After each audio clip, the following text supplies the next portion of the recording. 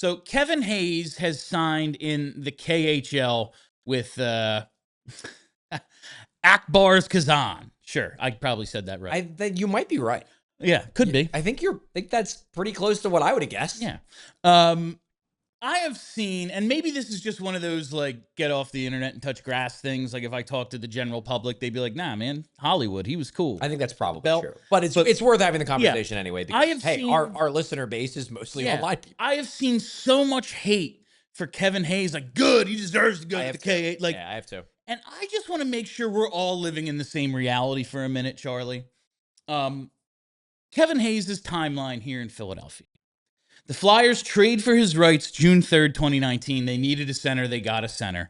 And maybe there's a little shading even back to then because I think it was Sarah Volley had the quote, like, he heard that Hayes isn't going to sign. Like, if they show me the money, something like that. And they're going to have to overpay. Yeah, they're going to have to overpay.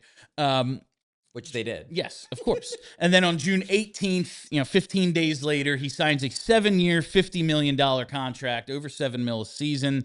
And in that first year, 23 goals, 41 points in those 69 games before COVID shut down the season. He had a league-leading 4 shorthanded goals. He had 5 game winners, and his 13 playoff points led the team. He was the only player on the team with double-digit playoff points in 2020. He led the team. He led the team in goals and points in that Isles series as well. How good he was in that playoff run.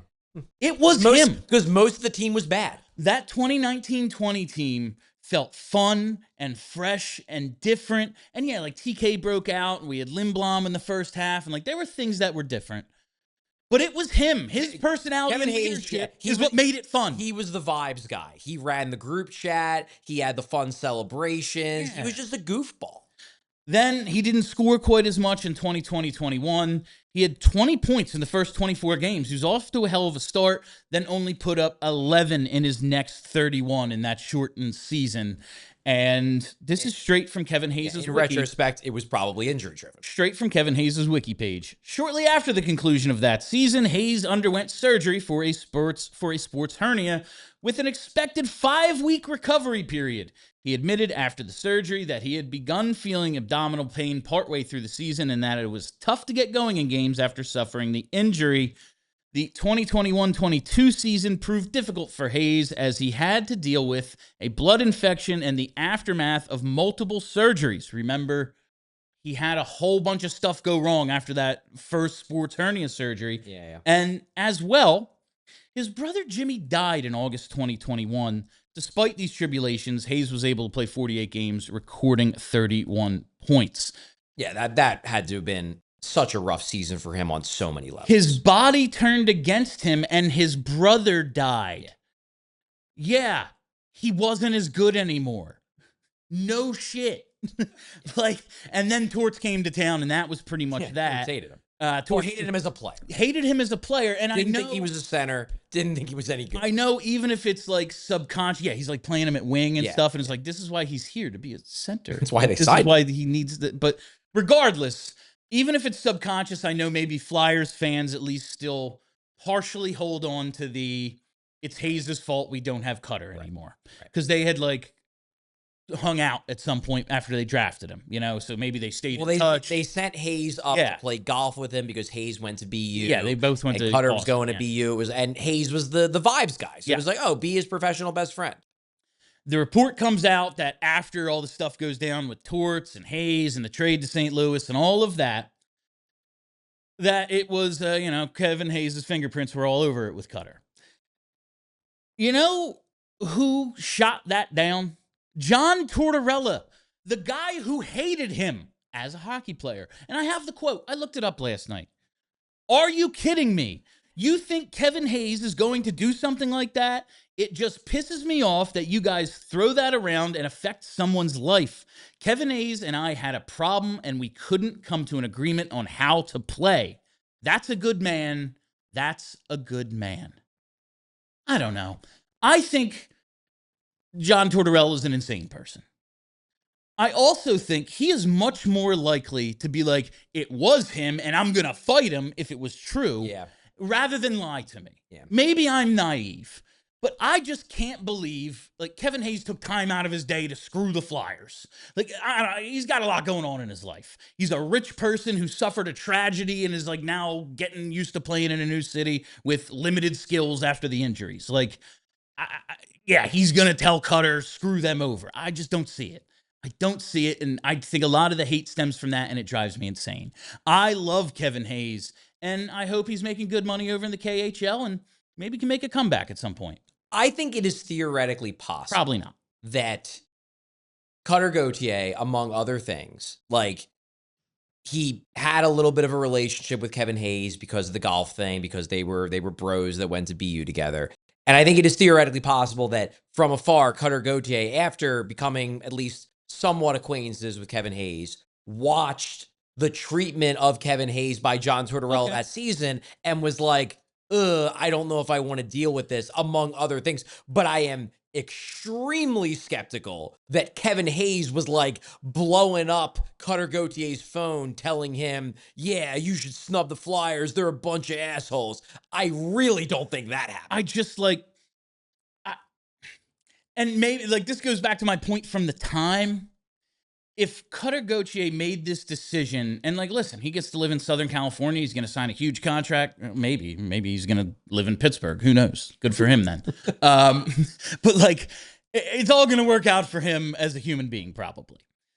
That said, if he made a decision about the first 8 years of his career based on a coach, if the coach was John Cooper and he didn't like him, guess what? He's going to get fired one day. Yeah, like, that's asinine. And guess what happened? Torts gets fired like a year and a half later. Like, I don't know. I just think that whole thing is ridiculous. I think this attitude of Kevin Hayes is nuts. I think it could have been a contributing factor, but I don't think the contribution was active on the part of Kevin Hayes. I think it could have just been like, man, like, this organization's a total mess, and one of the 10 reasons I think it's a mess is because the guy who they sent up to hang out with me this summer is now getting crapped on by the coach constantly. Like, they're dumping him for a 7th round pick, and like he's playing wing. Like, okay, sure, maybe that's part of it, but like that isn't Kevin Hayes' fault. No. And like, I don't even blame Danny and Jonesy like a ton for the situation. I'm sure they shoulder some blame. Like, if he did it because the organization's a mess, well, they told him it's a mess, you know? Like, yeah, like they were like, how about you play in the AHL for a couple weeks because our locker room's a shit show. Like, I blame them more than I blame Kevin Hayes by exponential value. All right, we've gone so long today. The only other thing I want to talk about with Kevin Hayes is that I don't think the hate that he gets, I think a lot of it probably does stem from the subconscious or conscious feeling from a lot of people that like, well, he had to have had something to do with the Cutter thing.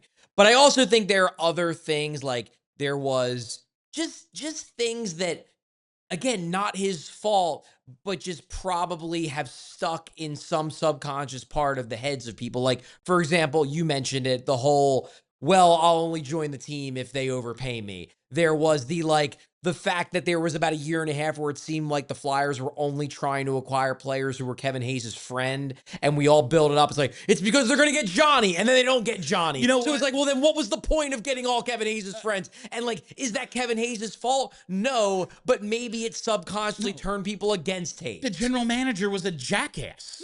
Like, yeah, you do all that to get Johnny, and then you get Johnny. It made sense if you do the things. Like, oh yeah, no, we just got Atkinson and Hayes and Tony, and we didn't get Johnny. What? This was the whole point. Like, honestly, that's the best explanation. And at the end of the day, it's because the general manager was terrible at his job.